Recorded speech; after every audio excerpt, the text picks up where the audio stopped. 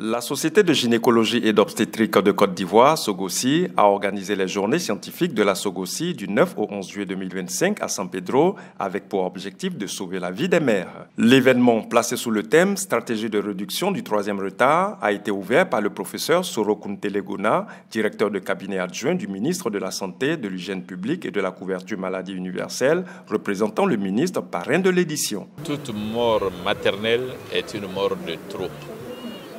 Et donc l'objectif pour diminuer, pour réduire ce taux, c'était de s'attaquer à ce qui relève de nous. Ce sur quoi nous avons la main. Quand nous aurons réduit tous les retards susceptibles de se produire à l'intérieur d'un établissement sanitaire, nous aurons lutté pour éliminer tous les décès évitables. Nous disons bien décès évitables. Voici le sens et l'objectif de ces journées scientifiques qui ont en cours actuellement à San Pedro. Durant 3 jours, sages-femmes, gynécologues et obstétriciens ont échangé sur des sujets majeurs, les soins obstétricaux d'urgence, la prévention de l'hémorragie, du postpartum, la lutte contre les cancers gynécologiques et mammaires. Un accent particulier a été mis sur les soins humanisés. Un concept qui consiste à mieux accueillir, respecter et accompagner les femmes enceintes. Parlant des soins respectueux, parlant de la prise en charge empathique, humaniste des parturientes une fois qu'elles sont dans nos services. Cela fait partie de nos devoirs, de nos missions.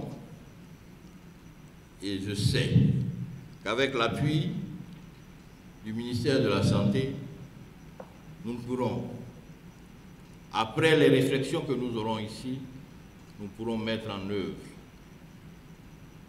des mécanismes pertinents pour réduire ce troisième retard et réduire de façon importante la mortalité maternelle et espérer atteindre les objectifs du développement durable à l'horizon 2030, c'est-à-dire faire passer notre taux de mortalité maternelle à moins de 170 pour 100 000 naissances vivantes, pour que l'ensemble de la mortalité maternelle mondiale soit autour de 140 pour 100 000 naissances.